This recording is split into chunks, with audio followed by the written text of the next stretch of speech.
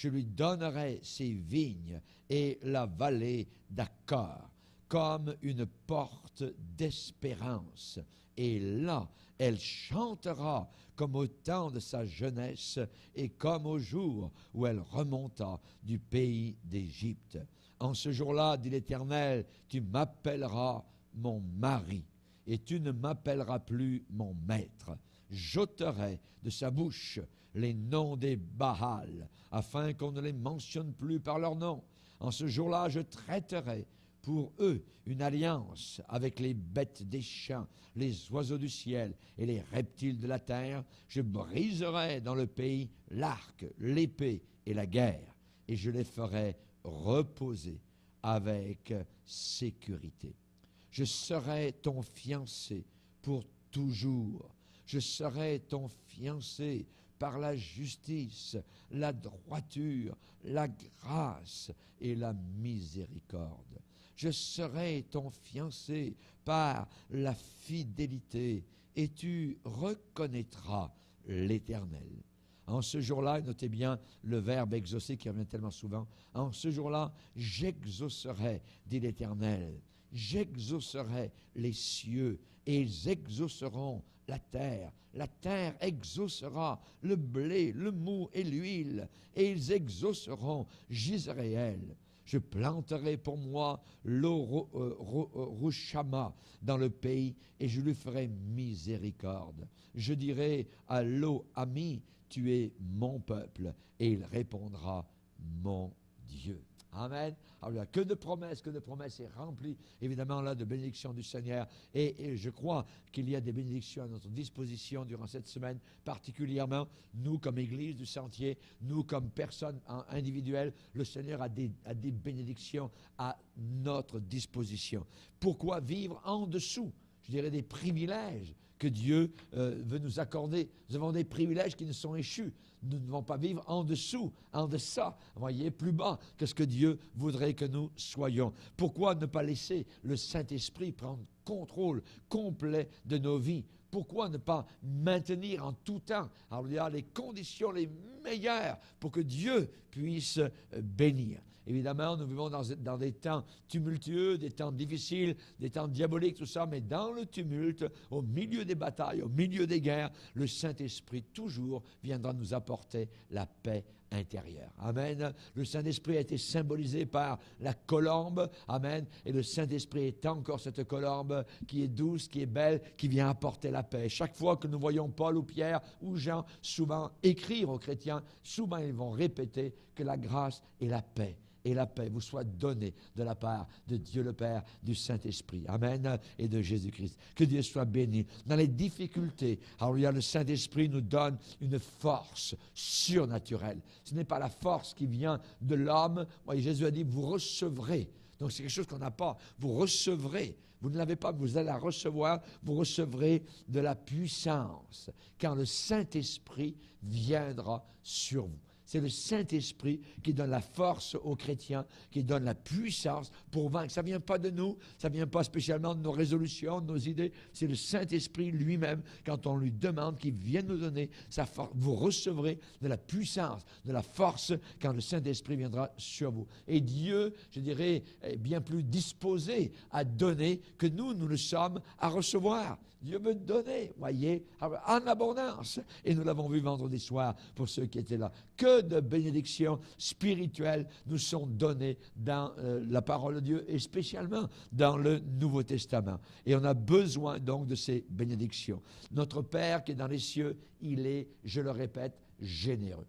Notre Dieu est un Père, amen, qui est généreux et il veut nous accorder ces bénédictions qui sont pour notre bénéfice. Il veut les donner dans une mesure illimitée. Je dis bien illimitée. Dieu ne donne pas son Saint-Esprit avec mesure, nous dit l'Évangile de Jean. Il ne mesure pas l'Esprit de Dieu. Il ne donne pas une goutte à un, 2 gouttes à l'autre, 3 gouttes à l'autre. Vous voyez, il n'est pas un chirurgien qui vient, toc, toc, 2 gouttes, toi. Toc, une goutte, voyez, toi, 3 gouttes. Non, il veut donner l'Esprit sans mesure. Il veut que ça coule en abondance. Alors, il ne compte pas ses gouttes. Il veut répandre abondamment l'Esprit de Dieu sur chacun d'entre nous. Alléluia. Et il a mis ces bénédictions à la portée de tous les chrétiens. Amen. Mais évidemment, un grand nombre de chrétiens négligent ces bénédictions-là et pensent qu'on peut progresser sans ces bénédictions-là. Voyez, attention, évidemment, à ne pas vivre d'une manière, je dirais, rituelle ou, je dirais, routinière.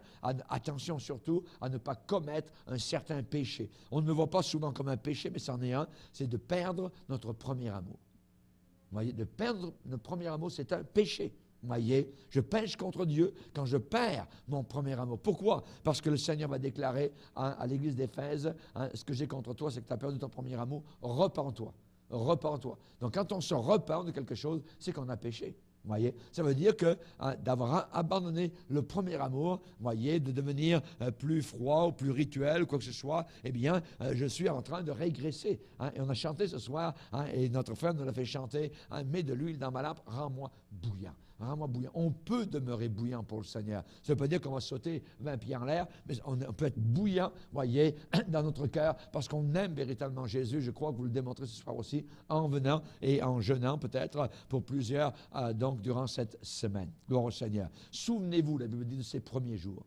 Voyez, souvenez-vous de ces premiers jours. Rappelons-nous quand on a commencé à venir au Seigneur. Comment on était brûlant, comment on était bouillant, comment rien ne pouvait nous empêcher, soit de lire la parole de Dieu, soit d'étudier, soit de venir à notre lieu de prière, que ce soit le jour ou la nuit. Voyez, on était prêts à sacrifier des heures pour vraiment avoir notre temps avec le Seigneur. Rappelons-nous ces premiers jours où on témoignait avec force, où on était là, n'importe qui pouvait entendre parler du Seigneur. C'était facile de témoigner dans le Seigneur. On ne cherchait pas à convertir les gens, on cherchait à témoigner. Amen. C'est le Seigneur qui convertit. C'est le Seigneur qui convainc de péché. Nous, on veut être ses lumières. On veut être donc ses instruments. Alors, n'oublions pas que nous sommes nés de l'Esprit.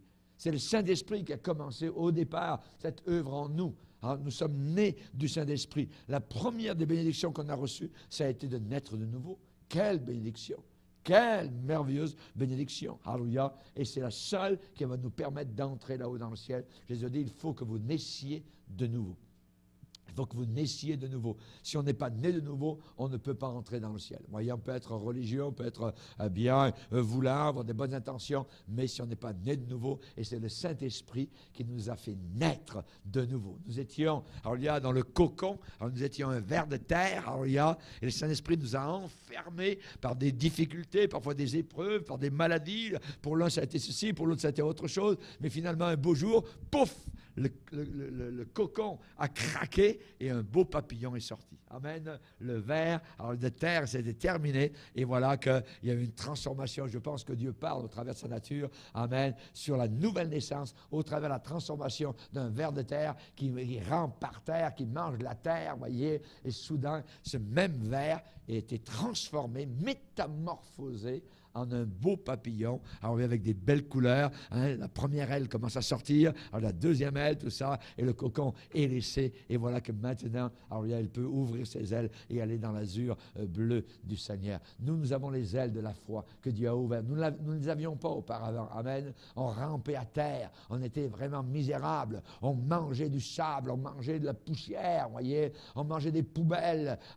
Les vers de terre se régalent dans les poubelles, voyez. Mais maintenant, alors, nous allons butiner sur les paroles de Dieu, de fleur en fleur, de livre en livre. Alléluia, nous allons dans la Genèse, nous allons dans le beau parc, alléluia, des psaumes, nous allons dans le beau parc de l'Apocalypse, nous allons dans les épîtres merveilleuses de Paul, et nous allons tirer la substantifique moelle, alléluia, et nous en faisons du miel. Amen. Gloire au Seigneur. Que Dieu soit béni. Alléluia. Merci Seigneur. Que Dieu soit glorifié. Il y a une différence entre quelqu'un qui est né de nouveau et quelqu'un qui professe seulement d'être chrétien. Quelqu'un qui dit simplement ah oui, je suis chrétien comme toi, tout ça, mais on sait très bien que la personne n'est pas passée par la nouvelle naissance. Et je pense que cette différence est aussi prononcée que la différence qu'il y a entre un bébé, voyez, qui est bien vivant, joufflu, potelé, voyez, avec des belles petites joues rouges, comme David, alléluia, et avec quoi? Avec une belle poupée. une très belle poupée. La poupée, elle est belle aussi. On lui a mis des yeux de verre, vous voyez, des yeux bleus, tout ça.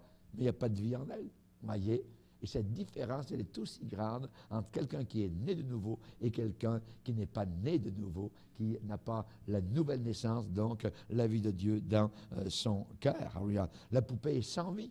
Aucune vie, vous voyez. La poupée semble cependant être bien réelle, vous voyez, quand on la regarde, mais elle ne bouge pas. Vous voyez, elle ne parle pas. Hein. Elle est en plastique. Tandis que le vrai bébé, alléluia, c'est autre chose. Il a la vie de Dieu. Le sang coule au travers de ses veines. Alléluia, gloire au Seigneur. Et c'est la même chose, donc nous, le sang. Alléluia, la vie de Dieu coule dans nos cœurs et dans nos âmes. Merci Seigneur. C'est merveilleux. Alléluia, ça a été gratuit. Ça n'a pas été par les œuvres. Ça a été un cadeau de Dieu complètement, du début à la fin. Nous avons simplement dit merci Seigneur pour ce cadeau-là. Amen. Gloire au Seigneur. Et ce soir, eh bien, spécialement, on va voir comment nous pouvons être remplis du Saint-Esprit, remplis de l'Esprit de Dieu. On peut être rempli et on peut demeurer rempli du Saint-Esprit. Cela est très, très important. Évidemment, c'est toujours ça dans la mesure où le Saint-Esprit nous contrôle, où le Saint-Esprit nous dirige. Ça, c'est dans la mesure où le Saint-Esprit a sa place dans notre cœur, où le Saint-Esprit transforme aussi, parce qu'il est toujours en train de travailler, en train de labourer, en train de transformer nos vies pour les amener à l'image de Jésus-Christ. Il veut que nous ressemblions à Jésus-Christ. Alléluia. Le Saint-Esprit est une personne merveilleuse, voyez, et ce Saint-Esprit n'est pas une force, n'est pas, je dirais, un nuage, un vent, quoi que ce soit. Il est une personne, voyez, il parle, on peut l'attrister, on l'a vu dimanche, voyez, on peut le réjouir, alléluia, on peut lui mentir, hein, on peut lui dire la vérité. Hein, le Saint-Esprit est quelqu'un, c'est quelqu'un qui fait partie, donc, de la Sainte Trinité, égal au Père, et égal à Jésus-Christ. Gloire au Seigneur. Et si on le veut, si on veut vraiment être rempli de cette personne à l'intérieur de notre cœur, alors évidemment, on peut l'être totalement si on le désire, ou bien alors on peut lui donner seulement une partie de nos vies. Le Saint-Esprit ne nous forcera pas, évidemment, à lui donner la totalité de nos cœurs. Ça dépend entièrement de nous, si nous voulons vraiment être remplis du Saint-Esprit. On peut lui donner une partie de nos vies ou on peut tout complètement lui donner. Nos vies sont à peu près comme une grande maison avec plusieurs pièces. Vous voyez, il y a des pièces qui sont de la cave, il y a des pièces en haut, il y a des pièces complètement au grenier. Notre vie est à peu près comme cela. Et certaines pièces, peut-être, sont remplies par l'ambition personnelle. Vous voyez, peut-être que d'autres pièces sont remplies par les affaires, d'autres pièces sont remplies par les relations humaines, d'autres pièces sont occupées par les plaisirs, par les activités qui peuvent parfois plaire à Dieu, parfois qui peuvent déplaire à Dieu, mais nous les remplissons, toutes ces pièces-là, comme nous le désirons. Et le Saint-Esprit est une personne courtoise. Le Saint-Esprit est une personne sensible, voyez, et il n'entre jamais dans une pièce sans y avoir été invité, voyez, sans y avoir été invité. Il faut que nous l'invitions, Seigneur, Saint-Esprit, viens dans cette pièce-là. Et on peut très, très bien ne souhaiter sa présence que dans certaines pièces et pas dans d'autres, voyez, à nous, voyez, et c'est la raison pour laquelle certains sont remplis, d'autres sont, je dirais, à moitié remplis, un peu, mais pas totalement du Saint-Esprit. Voyez, on peut, si on le désire, ouvrir toutes grandes les portes de notre vie et lui dire, Saint-Esprit de Dieu, prends place dans toutes les parties de mon être, occupe chaque pièce, chaque coin et recoin, sanctifie-moi totalement par ta présence. Voyez, la Bible dit très bien, soyez remplis. Elle ne dit pas soyez remplis à moitié, voyez, elle dit soyez remplis. Et quand la Bible dit soyez remplis, ça veut dire totalement, exactement comme je le dis, les serviteurs ont rempli à Cana les cruches, voyez. Ça dit que Jésus a dit remplissez ces cruches d'eau. Et il est dit qu'ils les remplirent jusqu'au bord. Jusqu'au bas, jusqu'à ce que ça déborde. L'eau était juste au ras-bord. Et le Seigneur est capable de nous remplir du Saint-Esprit de la même manière. Amen. Ça veut dire, Seigneur, je désire que tu me contrôles entièrement. Je te soumets toutes choses. Toutes choses, je te les soumets. Tout mon amour, toutes mes ambitions, voyez, tout mon temps, tous mes talents, hein, tout ce que je suis, tout ce que j'ai, voyez, tout ce que j'espère avoir, tout ce que qui met dans mon cercle d'influence, je te soumets complètement tout cela. Amen. Prends pleinement possession de moi. Nous devons être possédés du Saint-Esprit. Alors, de la même façon que le diable peut posséder certaines personnes, eh bien, nous voulons, nous, être possédés du Saint-Esprit, être possédés de Dieu, du Seigneur. Remplis chaque partie de ma vie, Seigneur. Saint-Esprit, qu'ainsi ma vie soit totalement remplie de toi. Je veux vivre de telle façon, de telle manière, que je vais glorifier sans cesse mon Père Céleste et mon Sauveur merveilleux. Amen. C'est de vivre comme cela. Alléluia. Et si on prend la décision d'avoir une telle consécration comme cela, si on vit en conséquence aussi, eh bien, à ce moment-là, notre prière d'être rempli du Saint-Esprit va être exaucée. Ça va être exaucé. Et à qui Dieu donne-t-il le Saint-Esprit? Il donne le Saint-Esprit à deux sortes de personnes. Amen. La première personne, c'est à ceux qui lui obéissent. Il ne donne pas son Saint-Esprit à ceux qui lui désobéissent. Voyez, la Bible déclare dans Actes chapitre 5, verset 32, Dieu donne son Saint-Esprit à ceux qui lui obéissent. Voyez, l'obéissance. C'est simple, Seigneur, tu dis ça, je fais ça. Voyez, c'est pas compliqué d'obéir. Voyez, un enfant qui désobéit, on le voit. Voyez, on lui dit quelque chose à faire, il ne le fait pas, ou il va faire autre chose, tout ça, il désobéit. Voyez, mais un enfant qui obéit, bien on lui dit fais ci, il fait ça. Voyez, on lui dit voilà et il va là. Et nous, c'est la même chose. Nous devons obéir donc à Dieu. Dieu donne son Saint-Esprit à ceux qui lui obéissent. Et la deuxième catégorie, voyez, c'est que Dieu donne son Saint-Esprit aussi à ceux qui le lui demandent. À ceux qui le lui demandent. Si on ne demande pas d'être rempli de l'Esprit, alors on ne sera pas. Il faut demander, voyez, d'être rempli du Saint-Esprit.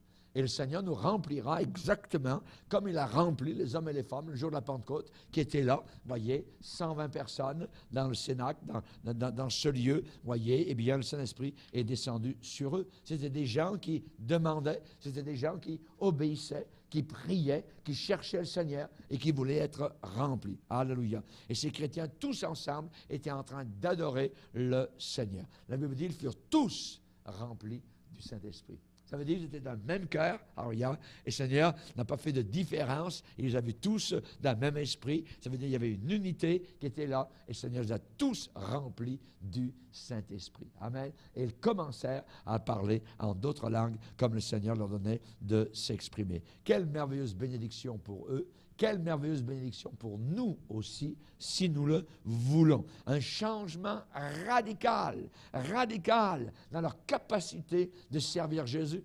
De gens qui auparavant avaient peur, de gens qui craignaient les autorités religieuses. Voyez, maintenant, n'ont plus aucune peur, sortent, ils savent que Christ est ressuscité, ils peuvent parler en plein jour, ils n'ont aucune timidité. Alors, ils sont remplis de l'amour du Seigneur et voilà qu'ils vont de l'avant. Alors, on les met en prison, les portes des prisons s'ouvrent, alors, on les tue, c'est pas grave, ils prient Seigneur, pardonne-leur, ils imitent Jésus. Alors, ils sont remplis du Saint-Esprit. C'est merveilleux d'être rempli du Saint-Esprit. Et on a besoin parfois, même si on l'a été dans le passé, d'être renouvelé dans l'Esprit de gloire. Ce soir, on va dire, Seigneur, remplis-moi du Saint-Esprit. Renouvelle-moi dans ton Saint-Esprit. Alors, s'il y a des choses qui te déplaisent, si dans ma vie, il y a de la crasse qui est arrivée, voyez, s'il y a de l'impureté ici, s'il y a un petit mensonge là, s'il y a des choses mauvaises là, s'il y a négligence là, s'il y a abandon du premier amour, Seigneur, pardonne-moi. J'ai besoin de ta grâce. J'ai besoin de m'approcher de toi, Seigneur, et je veux être rempli du Saint-Esprit. Je veux être en état, voyez, pour être rempli de l'Esprit. Donc, obéir et demander. Amen. Obéir et demander. Voulons-nous obéir? Amen. Voulons-nous demander? Amen. Alors, le Seigneur a promis dans Osée, je vous exaucerai. Amen. En ce jour-là, j'exaucerai, dit l'Éternel. Amen. Donc,